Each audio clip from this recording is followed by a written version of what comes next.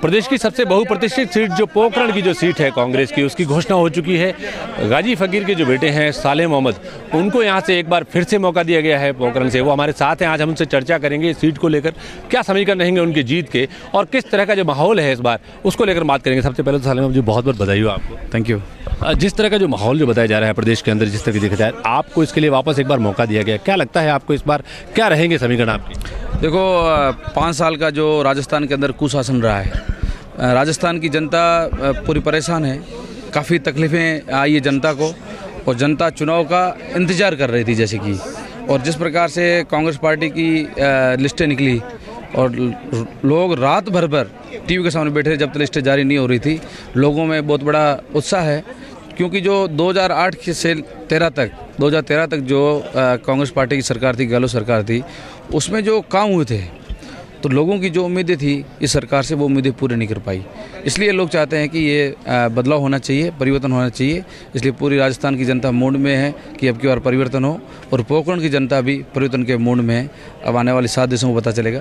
पोखरण की सीट बहुत hot seat मानी जाती है एक तरह से। जैसे देखा जाए तो बीजेपी ने इस बार महेंद्र प्रतापपुरी का जो कार्ड है वो खेला है, कहीं ना कहीं ध्रुवीकरण की बात भी सामने आती है। आपको क्या लगता है? देखो मैं समझता हूँ ये सब बातें वो खुद सोच सकते हैं, अपनी अपनी सोच है। मैं समझ राजस्थान यहाँ की जो पोखरण की जनता है 36 कौम में उत्साह है, इसमें कोई ध्रुवीकरण वाली बात मैं नहीं समझ सकता हूँ। यदि किसी की इनकी सोच है तो मैं उसके बारे में कुछ नहीं कह सकता, पर इतना मैं कह सकता हूँ कि आज जिस प्रकार से मेरा नामांकन हुआ था उसमें 36 कौमों के लोग थे, सब लोगों का सहयोग था। इसलिए मैं समझता हूँ बदलाव होकर रहेगा।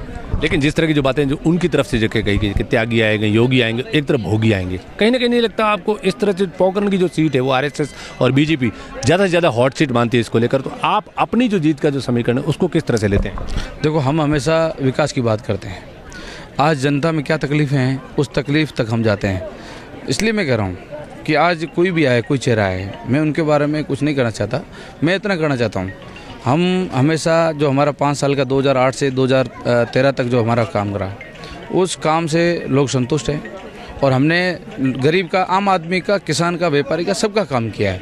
इसलिए देखो पार्टियां हैं, कोई भी अपना प्रत्याशी उतारेगी, उनकी मर्जी है, उनकी सोच है। पर मैं चाहता हूँ यदि उनका भी जैसलमेर ज़िले का कोई प्रत्याशी होता तो जनता को बहुत अच्छा लगता। आज जैसलमेर ज़िले से भी बाहर जाके कोई प्रत्याशी लेके आए तो ये पार्टी की उनकी सोच है। अब देखो आशीर्वाद तो जनता का रहता है, जनता का फैसला सबसे बड़ा फैसला होता है। पर हमें बड़ा विश्वास है कि 2008 में जो हमें आशीर्वाद दिया था, आज 36 कौमें वापस इसी समय लोग तैयार आशीर्वाद देने के लिए। सिर्फ 7 दिसंबर का इंतजार है। सालेह मोहम्मद किस मुद्दों पर लड़ेंगे चुनाव? ये क्या मुद्दे रहेंगे? देखो यहाँ पर कई प्रकार के मुद्दे हैं, ख़ास तौर से जहाँ लगातार अकाल पड़ रहे हैं, यहाँ पर जो बहुत बड़ा भाग नहरी क्षेत्र भी है, तो वहाँ के किसान हैं, किसानों को बहुत बड़ी परेशानी है। रोजगार का भी बहुत बड़ा मुद्दा है, पीने के पानी का भी है। तो हम विकास के मुद्दे को लेकर जाते हैं, जो वास्तव में तकलीफ़ है उस तकलीफ को कैसे दूर कर सकते हैं वो जनता से हम बात करते हैं। क्या तकलीफें रही जनता को जो पिछले 5 साल में जिन मुद्दों को लेकर आपके पास आई हैं और आपको लगता है अब वो आप पे यकीन दिलाएंगे बीजेपी को छोड़? देखो यहाँ सबसे बड़ा मुद्दा तो ये लगातार जो जिस प्रकार की हालत तकलीफ़ें हैं, जैसे 2 साल अकाल पड़ा तो पशुधन मर गया, इस प्रकार से उनको खाने पीने की व्यवस्था नहीं हो पाई, न चारा डिपो खोल सके, ना पशु शिविर खोल सके। पीने के पानी हालांकि इतना हो गया कि एक गरीब आदमी 2000 रुपये पानी के टैंकर के लिए दूधरा से लेकर आता है।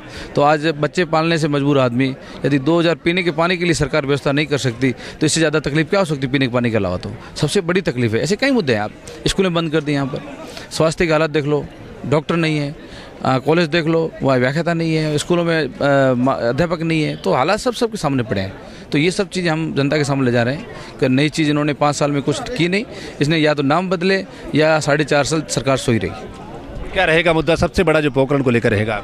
विकास का मुद्दा मैं पहले कह चुका हूँ, विकास ये रहेगा और विकास के लिए खास बात करें, और विकास ही हमारा मुद्दा है। अपनी जीत को लेकर कितना आश्वस्त हैं आप?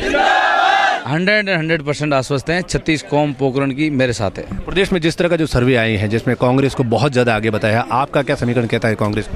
100% जो सर्वे आया है वो सर्वे सही है। ये राजस्थान की जनता का ध्येय है और जो सर्वे है 160 प्लस रहेगी। क्या समीकरण रहेंगे आपके जो वोटिंग की जो समीकरण रहते हैं, जैसे मुस्लिम मेघवाल संगठन की बात करते हैं या राजपूत कम्युनिटी की, उनकी अलग से बात करते हैं, क्या इस तरह का कोई ध्रुवीकरण होगा?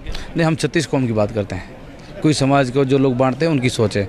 हमारे साथ 36 कौम है और 36 कांग्रेस 36 कौम की बात करती है और सालेह मोहम्मद भी यही कहते हैं। और इस बार के जो चुनाव हैं कांग्रेस के, उसको लेकर बहुत आश्वस्त हैं और इस बार की जो सीट है उसको लेकर निकलेंगे। सबसे बड़ी बात जो उन्होंने कही है वो है पानी और विकास का जो मुद्दा है उस पर चुनाव लड़ेंगे और अपनी सीट को लेकर बहुत ही ज़्यादा आश्वस्त है। अपने सहयोगी सद्दाम हुसैन के साथ सिकंदर शेख, न्यूज़ 18 जैसलमेर।